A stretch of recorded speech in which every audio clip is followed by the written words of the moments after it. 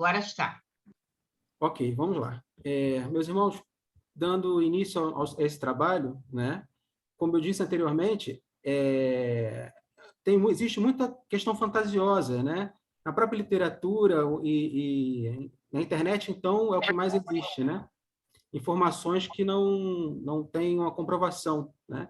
Então, eu procurei trazer informações da antiguidade, né? De historiadores, de filósofos que passaram pelos métodos iniciáticos. Então, o trabalho de hoje, o enfoque é nas provas dos candidatos aos mistérios, dentro das iniciações do Antigo Egito. E aí a gente precisa saber o que são as iniciações, né? O que é a iniciação? Alice Bailey fala que iniciação solar, no livro, né? Iniciação solar e humana, ela diz que a palavra iniciação se origina de duas palavras latinas, dentro e ire, andar. Ou seja, ir para dentro, né? Então, a formação de um princípio ou ingresso em algo. Ela continua, é o primeiro passo e os passos sucessivos no caminho da santidade. Da mesma forma como passou do reino animal para o humano, na sua individualização, assim ingressou também na vida do espírito. E pela primeira vez tem o direito de ser chamado homem espiritual, na acepção técnica da palavra. E ela continua dizendo os resultados da iniciação. E resulta em duas coisas. Primeiro, uma expansão da consciência que leva a personalidade até a sabedoria alcançada pelo ego superior. E a segunda, um breve período de iluminação, no qual o iniciado vê a parte do caminho, compartilha de forma consciente do grande plano da evolução, né? E, a partir dali, o grande trabalho é tornar essa expansão de consciência como algo prático, uma ferramenta prática da personalidade, né? Esse é o grande trabalho. Você ter um vislumbre da eternidade e tornar aquilo algo prático, né? Aí depois continua. A história acadêmica do Egito, nos estudos modernos, começa a dizer que a primeira dinastia foi fundada por Menes, ou Manu, aquele que unificou o Egito Alto e o Baixo Egito e o Alto Egito, né? E diz que isso aconteceu há 5.000 anos atrás. Mas quando a gente começa a pesquisar melhor, a gente vê que os mitos egípcios e gregos davam conta de que esse advento do Manu, na verdade, é algo muito posterior, que já haviam deuses e semideuses anteriormente, advindos de dinastias da Atlântida que governaram o Egito. Essa informação quem nos passa é o Charles Webster Leadbeater, no livro A Pequena História da Maçonaria, né? Ele traz essa informação que era comum para os gregos, né? Os gregos, e tanto para os gregos quanto para os egípcios, que o Egito teria sido governado por reis e heróis durante muitos séculos, né? Até chegar ao que era. Bom, e na mesma obra, ele relata, o Leadbeater, que... Opa, passou. Ele relata que há cerca de 40.000 anos antes de Cristo, veio do Egito Tote, né? Ou Teude, que é outro nome do Tote, mais tarde foi rebatizado como Hermes pelos gregos, e que fez a restauração dos mistérios. Porque, como tudo tem seus altos e baixos, né? O Egito viveu uma época de ouro, houve uma decadência, e quem restaurou novamente isso foi Hermes, né? Trazendo os mistérios, sendo considerado um grande iniciador. Então, os sacerdotes a quem ele ensinou transmitiu esses ensinamentos, as instruções secretas em volta dos mistérios, né? Para outras pessoas, através dos sacerdotes. Tanto que é interessante que às vezes dizem que Hermes Trismegisto não era uma pessoa, e sim todos aqueles que aprenderam a sabedoria dele. Então, todos aqueles que eram iniciados no colégio hermético, na sabedoria hermética, eram Hermes Trismegisto. Não era uma pessoa. Todo o conhecimento que foi produzido, apesar de parecer só um nome, foi toda uma escola iniciática. Por isso que às vezes a gente fala que tem 70.000 obras, 80.000 obras, né, de Hermes Trismegisto. Na verdade, seriam de todas essas pessoas. E todo mundo que era estudantes de outros países vinham para saber essa sabedoria dos egípcios, né? Eles queriam entender essa questão do hermetismo, que é a base de toda a tradição iniciática. E é interessante a gente notar também que esses escritos de Hermes, né, eles influenciaram não só os gregos, né, E aí uma questão também que eu comecei a me perguntar, e que essa sabedoria de Hermes, ela influenciou toda a civilização ocidental, né? É, e aí me perguntei, será que a sabedoria, né, ocidental, todo o nosso conhecimento veio dos gregos, né? Na verdade, eu acho que o berço não seria a Grécia, seria sim o Egito. E aí depois, no livro do Henry Durville, ele fala que a sabedoria de Tote, de Hermes, ele influenciou tanto os mistérios órficos de Orfeu, né? Os ensinamentos de Pitágoras, os diálogos de Platão, e depois aquilo foi levado para Roma, e depois foi levado para toda a civilização ocidental, né? Bom, antes de entrar nos mistérios egípcios e nas iniciações propriamente ditas e suas provas, a gente tem que abordar o verdadeiro significado dos deuses Osíris, Ísis e Horus. É pelo simbolismo desses deuses que o ser humano tomava consciência da vida eterna, entendia o que era ser imortal, e que ele poderia atravessar de uma margem para outra, de uma margem da vida para outra margem mais luminosa, né? Então, era o mistério de adquirir, ainda estando vivo no corpo físico, a consciência plena do Espírito Divino, da imortalidade. Era o que se chamava de iniciação, ou seja, era pular de um patamar de dimensão para um outro patamar. Era tentar compreender o mundo através de outros sentidos, além dos sentidos físicos, né? Que aqui, a gente está aqui, a gente usa nosso raciocínio, a gente sente com os nossos 5 sentidos. Então, a intenção deles era saber se existia, se a gente podia entender o mundo com outros sentidos mais sutis. Então, esse processo de iniciação era representado no mito de Ísis e de Osíris, que era a base de todo o Egito Antigo. Era relacionado com 3 mundos, esse mito de Ísis e Osíris. Ele falava do mundo espiritual, do mundo que seria o espírito puro, a universal, o mundo das almas, que seria o mundo intermediário, e o mundo da manifestação, que é o mundo físico. E havia 3 personagens com relação a cada um deles. O espiritual estava representado por Osíris, que era a unidade de tudo, né? O espírito absoluto. A alma por Ísis, e o material físico estava representado por Sete. Depois surge Horus, né? Que era considerado como o ser perfeito, a consciência plena da unidade, mas estando na matéria. Ele servia como ponte, né, entre a alma e o espírito, mas estando na Terra. E aí, como já falei no outro encontro que nós tivemos a respeito do Livro dos Mortos, né, eu falei bem detalhadamente sobre o mito de Ísis e Osíris. Eu vou passar rapidamente agora para a gente poder se ater mais às provas, né, as questões das provas. E aí, o que acontece? Rapidamente, o mito de Osíris, para a gente poder entrar realmente nos mistérios.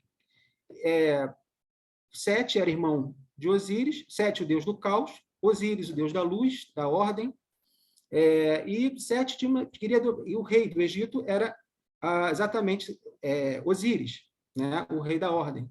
E Sete, por inveja, tinha todas as medidas do irmão, construiu um ataúde, né, e fez uma festa, chamou todos os deuses para essa festa e propôs uma brincadeira, que todos entrassem para ver quem cabia naquele ataúde.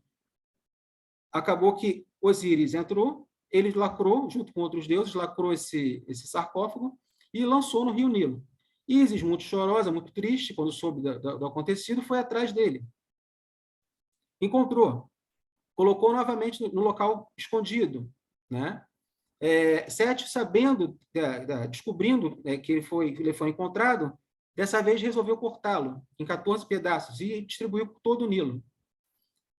Ísis, inconformada também com a situação, foi atrás dos pedaços do seu consorte e irmão, reuniu eles, restabeleceu a vida, deu vida novamente, fez a ressurreição de Osíris, teve um filho com ele, que era Horus, e só que essa ressurreição foi no mundo espiritual. A ressurreição plena dele foi no mundo espiritual de Osíris.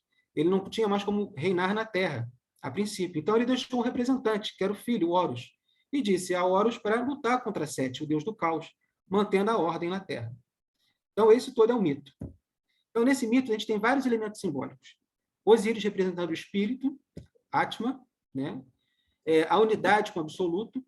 Mas quando manifestado, né, quando ele é emanado para as partes, né, para a matéria, ele está presente na multiplicidade da vida física, como ocorreu na sua divisão em 14 pedaços. Né? Isso quer dizer exatamente isso. Ele está presente em toda a multiplicidade, esse Deus absoluto.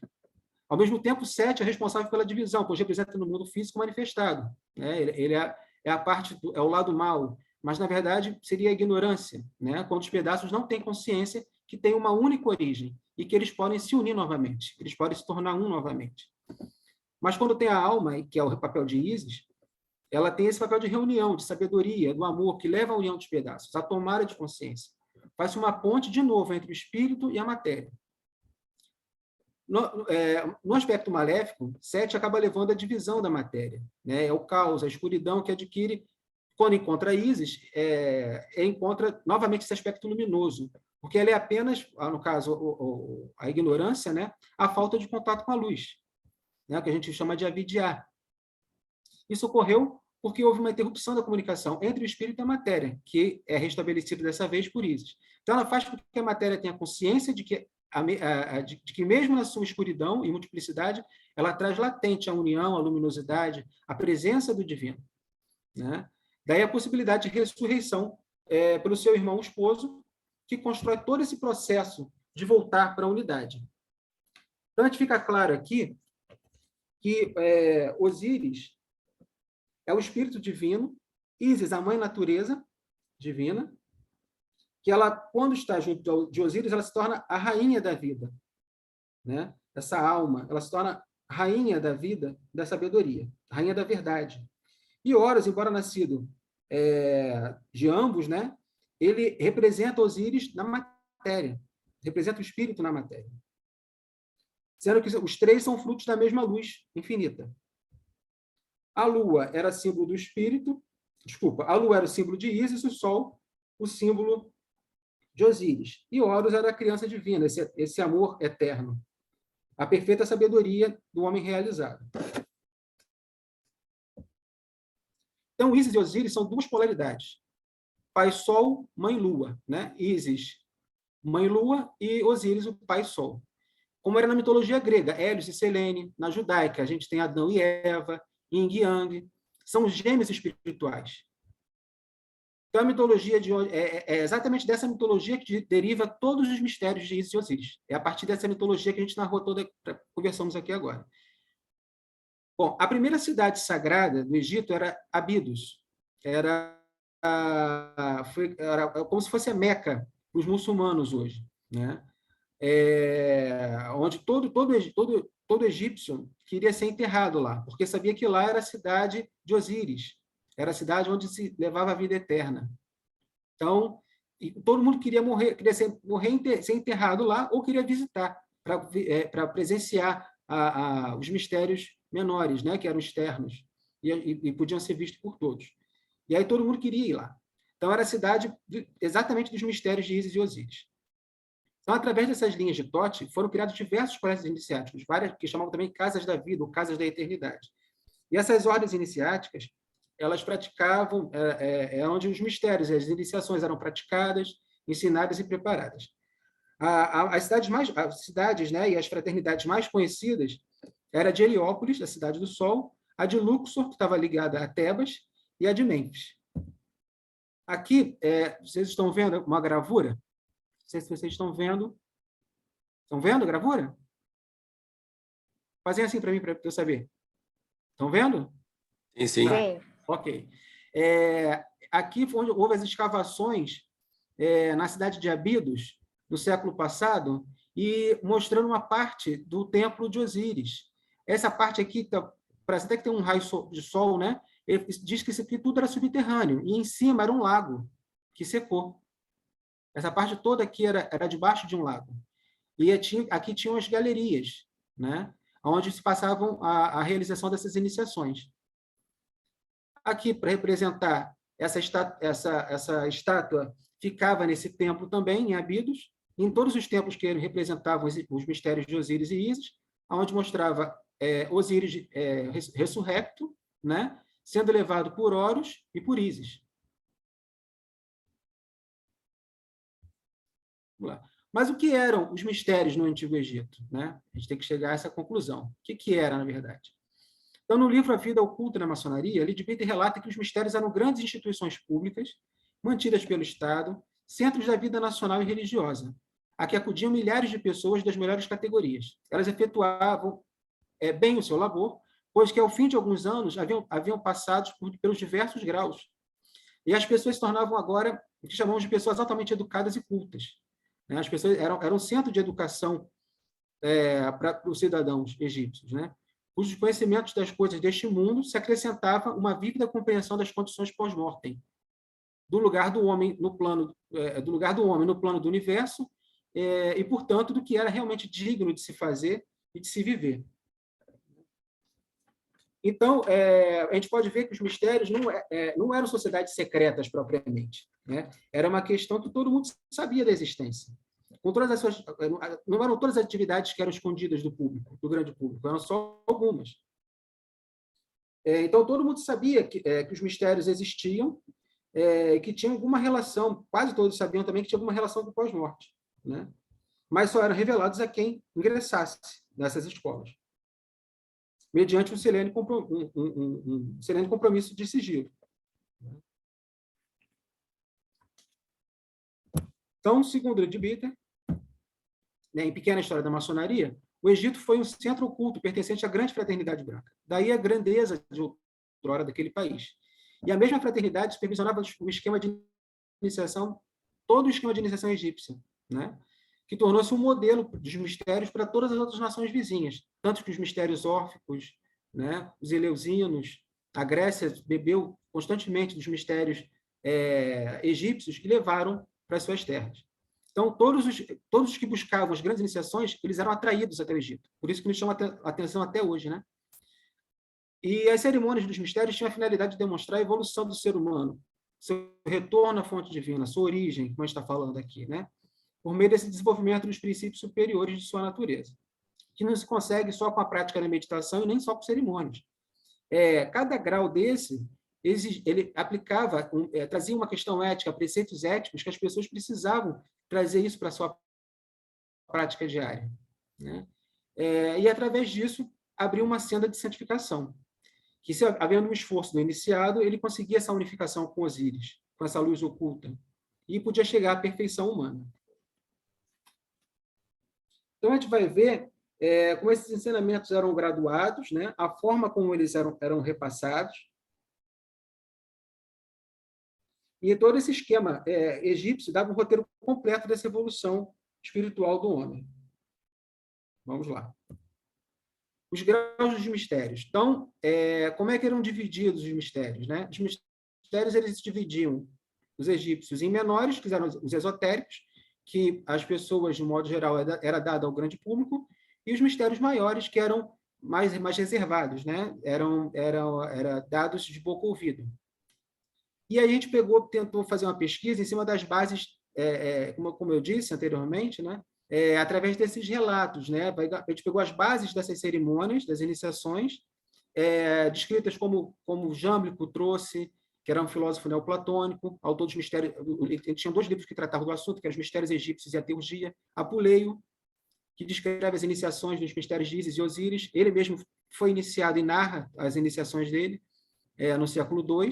Plutarco, também, que é filósofo platônico, que escreveu o livro Ísis e Osíris, e além de Heródoto também, que foi iniciado e era um grande historiador. Então, de acordo com Henri Durville, no livro A Ciência Secreta, volume 2, ele diz que a entrada do templo das iniciações, na planície de Gizé, era onde se realizavam as iniciações. Na verdade, era na entrada da Esfinge, né? Era uma pequena porta no pé da Esfinge, embaixo da Esfinge. E realmente, se você forem pesquisar na mídia, botar um Google, se descobriu-se recentemente que entre as patas da Esfinge existe uma porta, que ninguém sabia até pouco tempo atrás. Até mais ou menos 15 anos atrás, ninguém sabia que existia essa porta ali. E foi descoberta.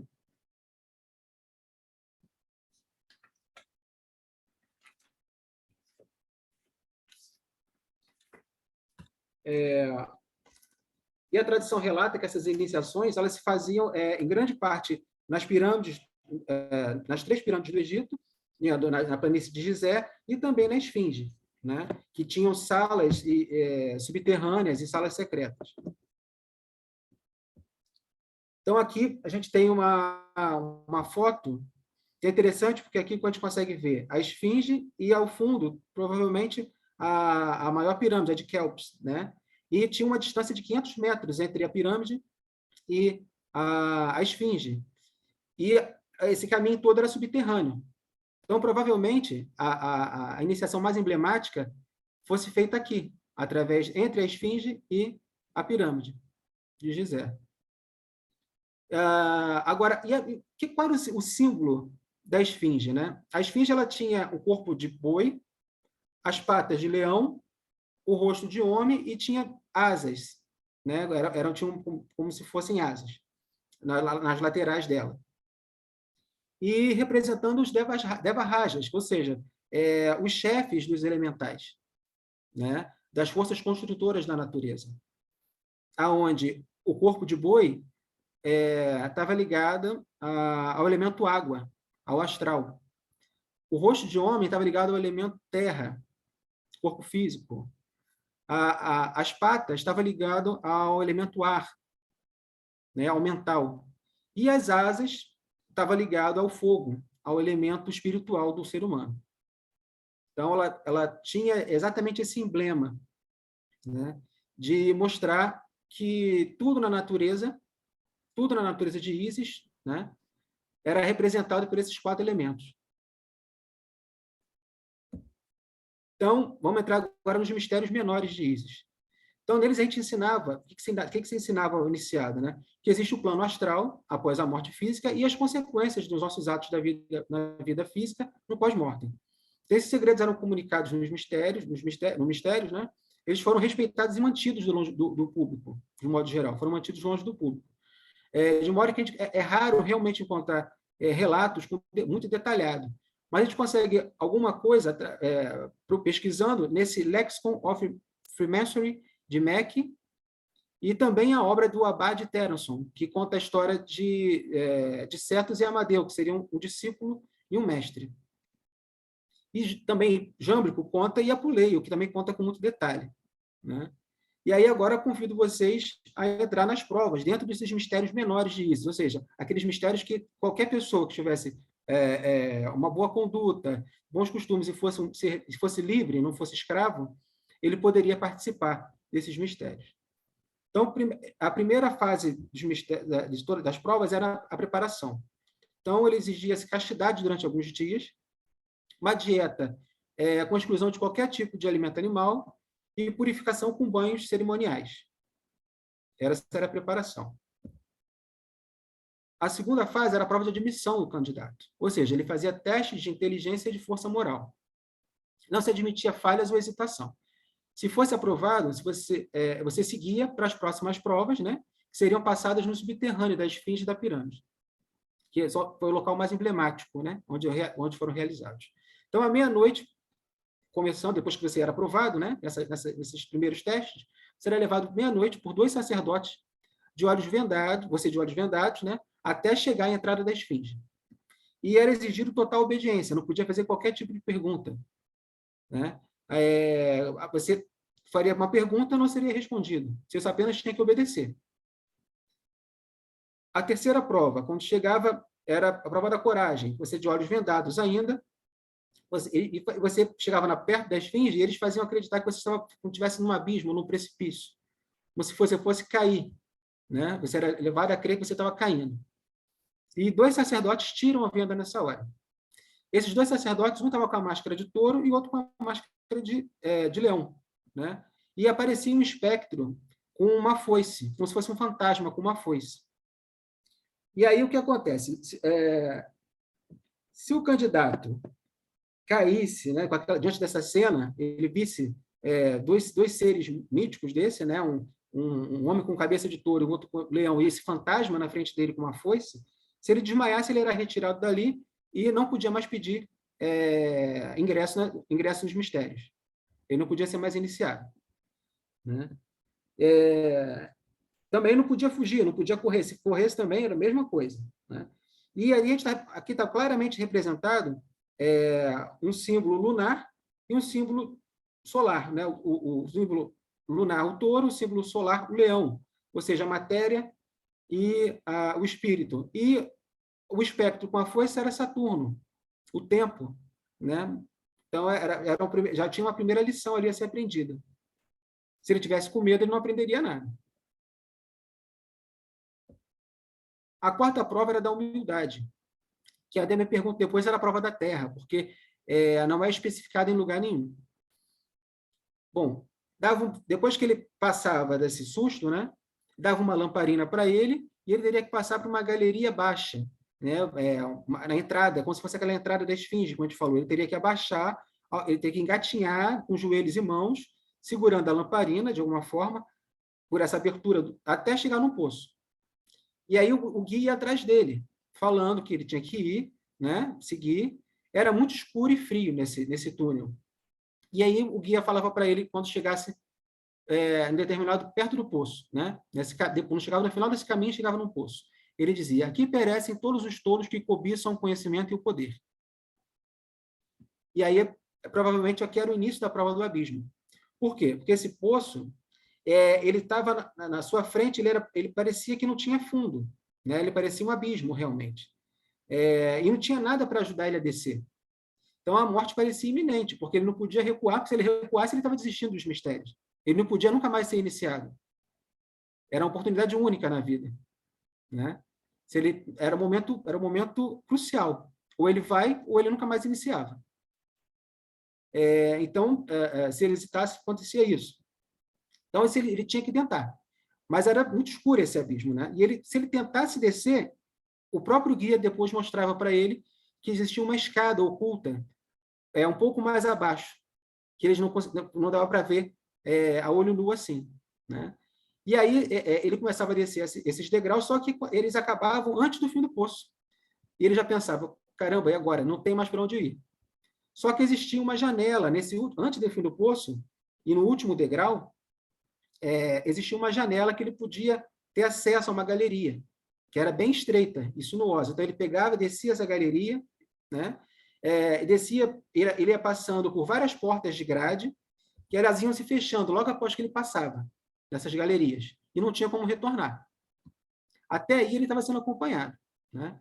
E ele se deparava com uma porta com a seguinte inscrição: o mortal que percorre essa estrada, sem hesitar nem olhar para trás, será purificado pelo fogo, pela água e pelo ar. E se puder superar o medo da morte, emergirá das entranhas da terra, tornará a visitar a luz e reivindicará o direito de preparar sua alma para a percepção dos mistérios da grande deusa, Ísis. Então, no final desse corredor, onde tinha essa inscrição, também tinham 3 sacerdotes com as máscaras no formato da cabeça do deus Anubis.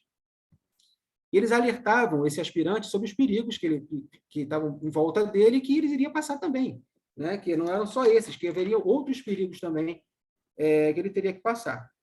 Eles tendo uma resposta positiva, eles abriam essa porta, onde tinha esse frontispício aí escrito, né? Que teria que passar por essas provas para poder depois sair da terra, das entranhas da terra, e ter direito a receber os mistérios da deusa Ísis.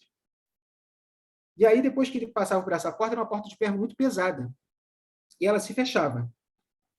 Quando ela se fechava, ele não tinha mais como retornar, e agora ele estava sozinho, ele não tinha mais ninguém para acompanhá-lo. Ele agora era ele e a deusa Ísis.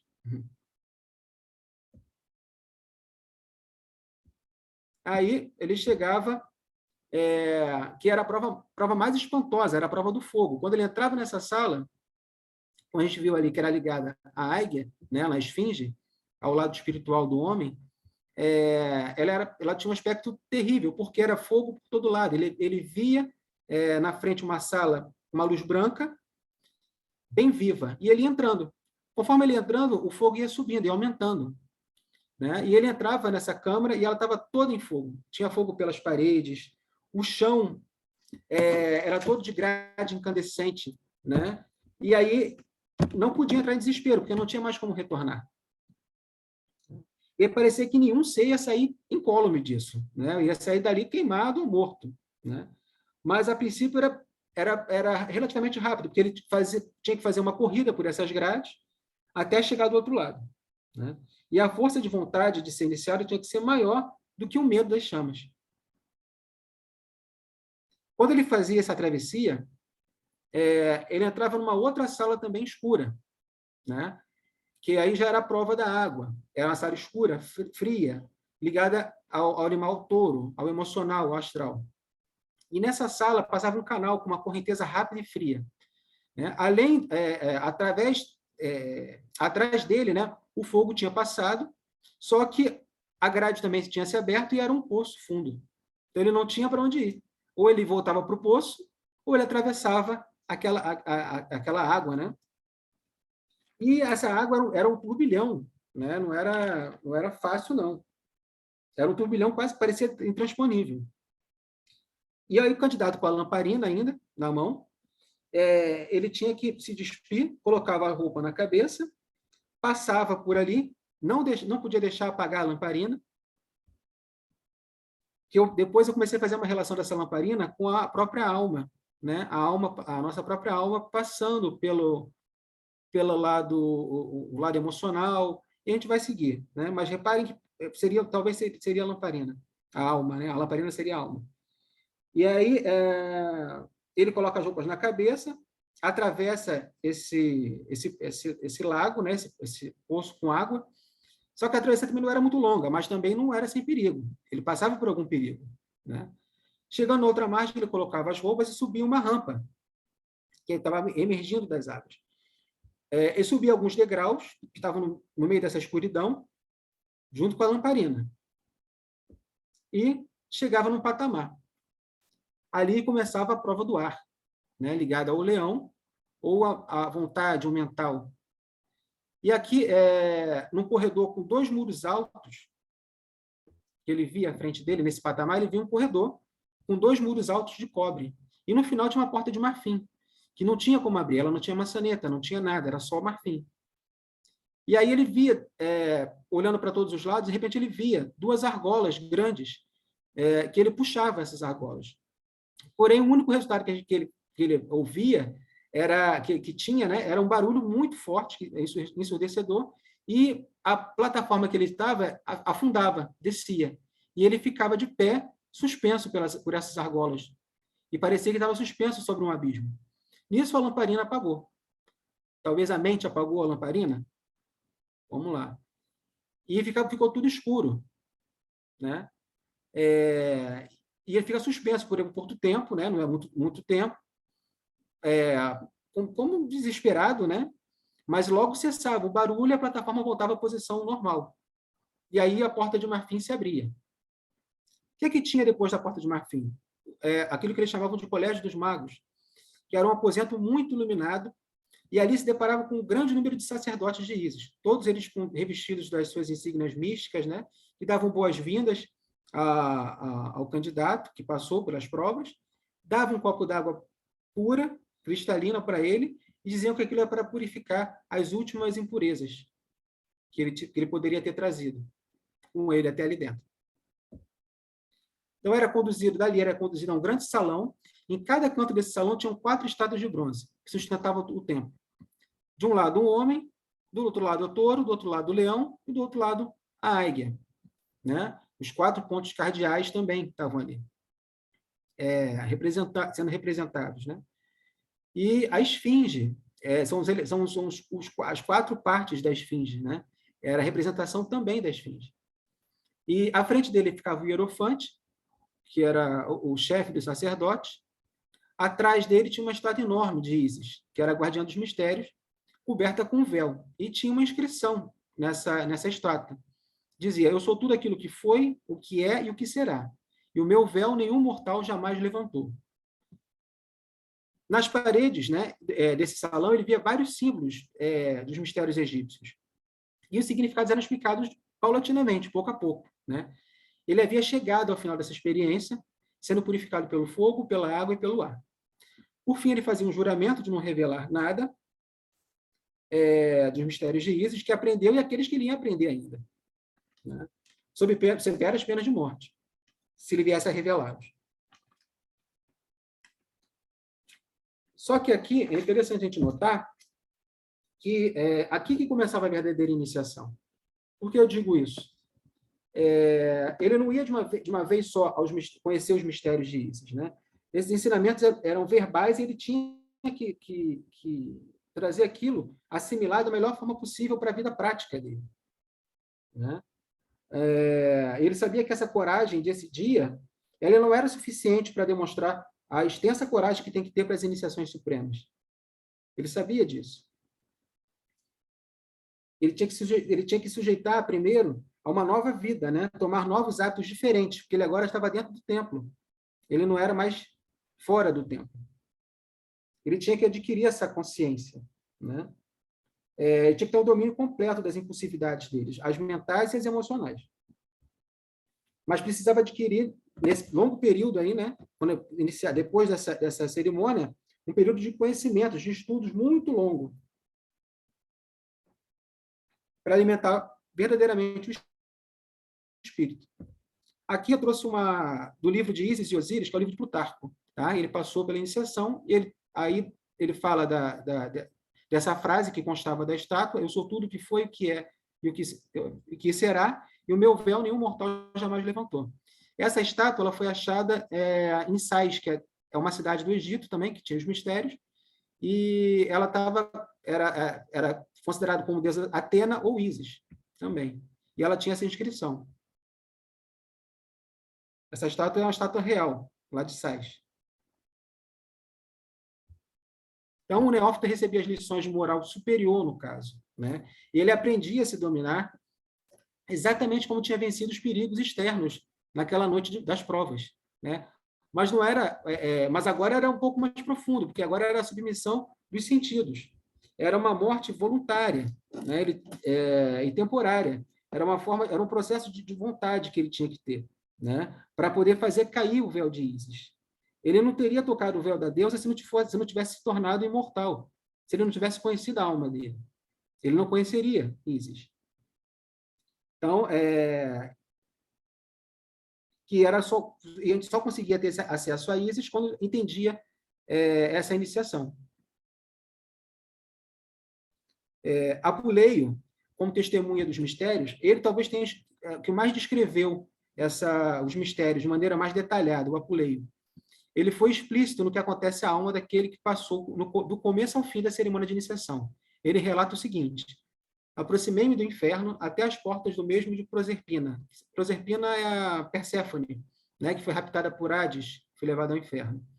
E depois disso fui arrebatado. Atravessando todos os elementos, retornei ao meu lugar próprio. Pela meia-noite, vi o sol brilhar esplendorosamente. Vi também os deuses celestiais e os deuses infernais, ante os quais me apresentei e os adorei de perto. Eis tudo o que posso dizer. E posto que vossos ouvidos tenham percebido essas palavras, estáis condenados a deixar de compreendê-las. Ou seja, só passando pelo mistério é que entenderá. Bom, aí agora eu vou falar dos mistérios. Esses foram os mistérios menores, né, que nós vimos agora. Tinham todas essas provas. Os mistérios maiores de Ísis, né, que eram mais reservados. Os testes que a gente viu nos mistérios menores eram praticamente iguais, só que agora eram um pouco mais severos, como a gente lê no livro do Leadbeater, que é a história da maçonaria. Pois teria que enfrentar sérios perigos astrais. Essas provas eram mais severas para poder exatamente verificar a coragem e o autodomínio, né? Isso não era exigido de quem se iniciou nos mistérios menores, né? Que às vezes essa pessoa que se iniciou nos mistérios menores nem chegava a saber que existiam esses outros estágios. Então, disse que essa fase de estudos, que iniciou nos mistérios menores, podia levar de 7 a 12 anos estudando. Porque, além das instruções da vida póstuma no plano astral, ele aprendia também as 7 ciências liberais, ou seja, todo o conhecimento que era disponível na antiguidade. Ele aprendia a gramática, a lógica, a retórica, a aritmética, geometria, música e astronomia.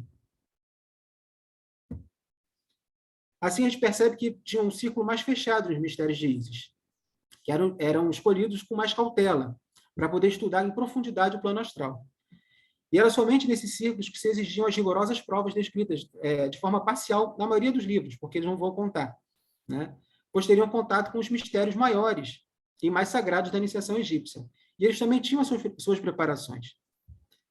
A primeira preparação desses mistérios maiores era um banho preliminar, que era a ideia do batismo, vestir roupas brancas em sinal de pureza, Depois ele é levado por sacerdotes iniciados até uma cova, uma caverna, isso de noite, né? Sempre à meia-noite ele é levado até acontecia esses rituais, né?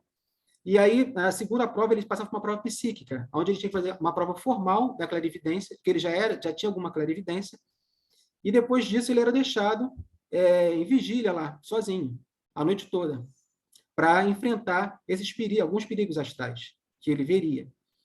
Mas ele não ficava lá sozinho, sem nenhuma proteção. Ele davam a ele alguns mantras, algumas palavras de poder, né, para ele poder dominar essas entidades que apareceriam. E apareceriam entidades terríveis também, que dariam medo nele, e outras sedutoras, que levariam ele a cometer algum ato de fraqueza. E aí ele afastaria todas elas, né, para demonstrar exatamente a coragem e a frieza. Bom, depois dos mistérios de Ísis, que a gente viu os menores e os maiores, nós vamos ver agora também os mistérios menores de Osíris, que também, Osíris também tinha os mistérios dele, né? Então, os mistérios de Osíris, as provas eram muito similares aos mistérios maiores de Ísis. Parece com de Ísis, os mistérios maiores. Com a diferença de que aqui, no ritual de Osíris, fica claramente demonstrado que o candidato tinha que passar pelo sofrimento, a morte e a ressurreição, como Osíris passou. Então, esse ritual é bem descrito novamente por Apuleio, que não era muito discreto, né? Mas, sobre compensação, tudo tem um porquê, né? Porque se ele não escrevesse, a gente não saberia hoje como era, né? Então, ele escreveu, descreveu isso muito bem nesse livro que eu coloquei aí, que é o Processo Iniciático no Egito Antigo, de Max Guillemot. Ele faz essa descrição com detalhes. E aqui o iniciado ele recebia a noção de um Deus único, de Amon-Ra, esse sol espiritual oculto, que existe fora do tempo e do espaço. Ou seja, ele entendia o absoluto, né? E que só esse absoluto que existe, que tudo mais são emanações, são pálidas emanações. Ou seja, a Maya, né, do Vedanta, tudo era Maya, tudo era Maya. Inclusive os outros deuses. A partir desses mistérios, ele entendia isso. E aqui o iniciado dos mistérios de Ísis e Sérapis, coloquei Sérapis aqui por quê? Porque eram 3 mistérios a princípio, o mistério de Ísis, Sérapis e depois o de Osíris. Mas o mistério de Sérapis não tem nenhum relato, muito poucas informações, não tem relato das provas dos candidatos. Então, para chegar ao mistério de Osíris, também teria que passar por ele. Então, eu coloquei aqui para a pessoa saber que, além de Ísis, tinha o de Sérapis, para depois chegar no mistério de Osíris. Então, a pessoa já não tinha mais sentimento pessoal, né? No coração dela só tinha amor por todas as criaturas emanadas, junto com ele, desse seio luminoso de Amon-Ra, do Eterno. Ele tinha essa compreensão, né? Então, ele é desprendido de tudo que era transitório. Ele começava um novo ciclo. Ele deveria ser essa prova, esse rito, deveria ser uma última experiência que conduziria ele a uma luz absoluta. Mas essa luz não se manifestava a não ser que ele tivesse morto para as coisas do mundo. Era um compromisso sem hesitação com a vida eterna. Então, como é que começava? Era chamado de mistérios da noite sagrada. À meia-noite, o candidato era conduzido pelos sacerdotes até a Câmara dos Julgamentos. Era um local, dentro daquele templo que eu mostrei a vocês, que foi escavado, né? Existia uma câmara chamada Câmara dos Julgamentos. E ali, inclusive representada no Livro dos Mortos. No final, eu vou mostrar a vocês novamente um papiro no Livro dos Mortos, de Ani, que tem representado essa Câmara de Julgamento. Ele é levado até essa Câmara, dentro do templo, né? E ele deveria agora ser colocado dentro de um sarcófago. Mas antes de ser colocado no sarcófago, havia uma pequena encenação do julgamento de Osíris e da pesagem do coração. Depois que ele passava ele via essa encenação, ele tinha que entrar no sarcófago e passar a noite toda fechado ali, em meditação e prece, inteiramente só, né, no meio da escuridão total. Era um momento cruel, mas necessário para fazer acontecer todo o domínio que tinha das suas impulsividades. Ele dominava o medo e, no silêncio absoluto, semelhante à morte, ele pedia iluminação. E essa acontecia imediatamente. Era como se desprendesse o espírito do corpo mortal, havendo uma identificação com Osíris, misturando-se ao Deus imortal, o princípio da vida e da luz. No livro, no estudo que a gente, no Livro dos Mortos, né, a gente viu que, de acordo com o julgamento que sucede à morte, o justo estava livre das cadeias terrestres, ou seja, saía do samsara, saía da cadeia de carnações, e se identificando com o todo, vindo a ser o próprio Deus Osíris. Era uma vida inferior que terminava para que a alma pudesse renascer com uma vida espiritual mais elevada. Por isso também é chamado de nascido duas vezes, né? Na visão teosófica, as pesquisas do iniciado nos mistérios de Osíris se aprofundavam mais, indo além do plano mental concreto. Ele começava a pesquisar agora o lar do homem real, do homem interno, a região superior do plano mental, que era o ego dentro do corpo causal. Isso consta lá também no livro Pequena História da Maçonaria, do Leadbeater. Bom, essa cerimônia era também descrita como a descida do Logos na matéria, que era como se fosse a morte, né? E o sepultamento místico do Logos dentro da matéria que a gente vê, toca, com os 5 sentidos, né? E aí, através desse rito, levava à ressurreição e à ascensão de novo, a um reinado sem fim. E aí, dentro desse reinado sem fim, veio à minha mente uma passagem no livro do Luz do Caminho, de Mabel Collins, quando ela fala das 3 verdades que podem permanecer perdidas se não tiver ninguém que as pronuncie. E essa, eu acho que veio a calhar exatamente com esse final, que ele fala que a alma do homem é imortal, e seu futuro é de algo cujo crescimento e esplendor não tem limite. E é interessante notar também, né, como teosofista que nós somos, que a gente tem que ir além desse simbolismo, né, entender o significado oculto de tudo que a gente viu aqui. E como relacionar isso com o próprio ser humano, né? Bom, existia nesse santuário, para a gente ter uma noção, né, como a gente falou, uma estátua de Ísis lá. E ela representava a lua, né? A mãe natureza, a mãe de todos os seres. E para os gregos, ela representava também a lua, né? Que é o símbolo da alma. E através dela é que se reconstrói Osíris, ou seja, o sol, o espírito, né? E Osíris também tinha, ela era a senhora dos 4 elementos, né? Da matéria, de toda a natureza. E ela afastava a ilusão da separatividade, né? Assim como Osíris também, representando o sol, ele era o símbolo do espírito, desse espírito uno, né? Ele está em todas as criaturas, como foi visto quando ele foi o mito de ser repartido é exatamente isso, dizer que ele está em tudo que existe, né? E nos 7 planos da manifestação vezes 2, que é a descida e a subida, né? 7 planos para debaixo e depois na descida do logos à matéria e depois voltar mais 7 planos para cima.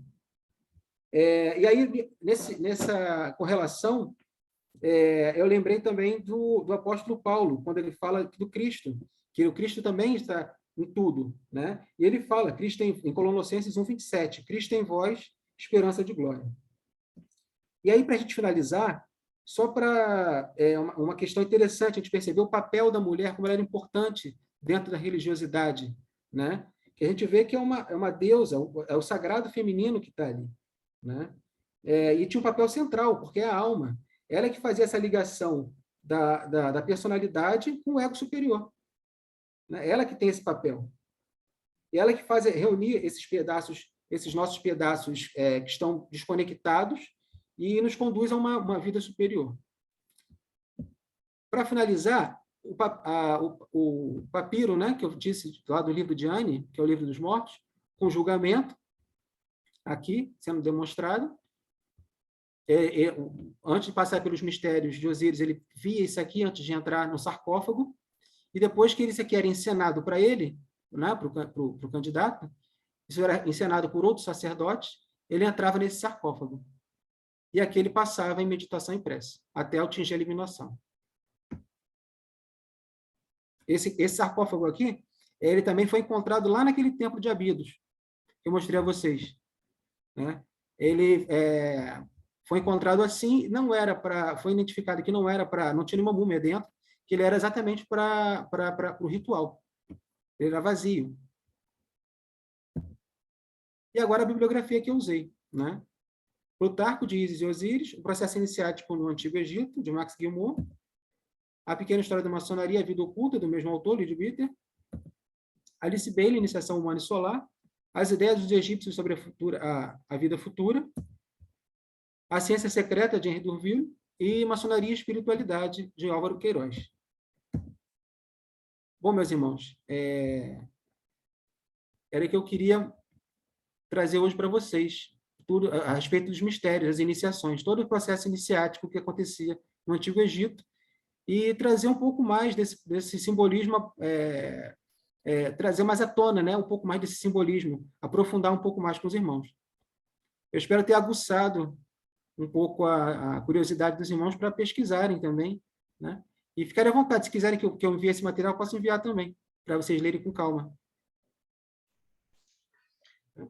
Olha, muito obrigada. Carlos, foi muito bom. Você fez uma pesquisa realmente grande. Uma pergunta que eu queria fazer. Você sabe Sim. dizer se essas iniciações eram só para homens ou se havia mulheres também? Haviam mulheres também, haviam É? mulheres. Não há nenhuma... É porque, geralmente, quem fazia os relatos, né, eram filósofos, historiadores, mas, até onde eu pude entender, mulheres não eram vetadas às iniciações, de forma alguma. Não, né? Não, de forma Porque alguma. principalmente aquelas primeiras têm assim provas físicas, vamos dizer assim, muito exigentes, né? Aquela das argolas. Eu fiquei pensando, pô, será que dava para participar? Não sei. Mas você não encontrou nada como uma proibição das Não, mulheres, não, né? de forma alguma, não, de forma alguma. Entendi. Nada que proibisse a iniciação de mulheres também. Outra Não. coisa interessante é aquele Aham, sarcófago, né? A gente fica pensando, será que eles fechavam aquilo? Quer dizer, como é que seria o sistema da respiração? Vai ver que ficava é. aberto, talvez, né? Sem a Eu tampa, não- não sei. Ou devia ter algum dispositivo ao lado para deixar um respirador, né? Alguma coisa assim. Devia ter algum respirador. Devia ser fechado com algum respirador lateral. É que a foto está de frente, a gente não consegue ver o Sim, caixão de todas as dimensões, né? é, realmente. Não é fácil, não. Não era fácil, não. Bom, eu vou fazer o seguinte: eu agradeço demais, Carlos, muito bom. Cada estudo que cada irmão faz e que se dedica é um aprendizado enorme para os outros, porque normalmente a gente não tem nem o tempo para estudar tudo, evidentemente. Então, a gente conta com essa bagagem de cada um se volta a determinados assuntos e traz essa compreensão para o todo. A gente só tem muito que agradecer mesmo a tua dedicação. Eu quero que você também se despeça para eu encerrar a gravação, mas continuaremos aqui conversando, tirando dúvidas, depois do encerramento da gravação. Eu que agradeço, Regina, porque, como você bem disse, né, não ter tempo para fazer esse estudo, né? Eu me dediquei e digo que aprendi muito. Com certeza o benefício parece que foi maior para mim do que para vocês, porque a gente aprende muito. Eu tive que pesquisar em vários livros e a gente começa a ver vários relatos e tenta encaixar um no outro, porque para a coisa não ficar muito fantasiosa nem dispersa, né? Então a gente tem que pegar esses relatos históricos e tentar ver aonde bate, aonde encaixa um com o outro, para a coisa não ficar desencontrada, não perder o sentido, né? Então, mas foi engrandecedor esse trabalho. Muito Que bom. bom! A questão da lamparina também, que eu achei muito interessante, que eu fiz a relação com a alma. Quando você entra na Terra, você ganha uma lamparina, você ganha alma.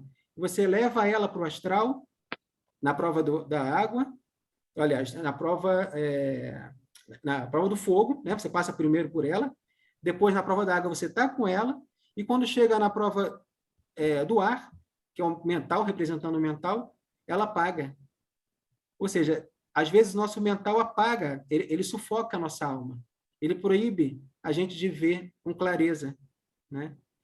E aí você vai ver só com clareza quando você ultrapassa essa prova e aquela porta de marfim se abre. E ele vê uma sala iluminada.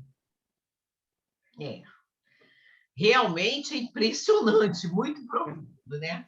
Eu é muito acho profundo. que tanto uma coisa assim tão poderosa, tão rebuscada, que realmente a gente tem que acreditar que isso tem uma antiguidade muito maior ainda do que aparenta. Só pode. Sim, com certeza. Isso aí, Carlos. Estou muito obrigada. Que você possa trazer mais contribuições desse tipo em outras palestras também, em outros estudos, que realmente a gente, quanto mais estuda, a gente aprende também e é enriquecedor não só para nós, como para os outros também. Muito Com certeza. obrigada.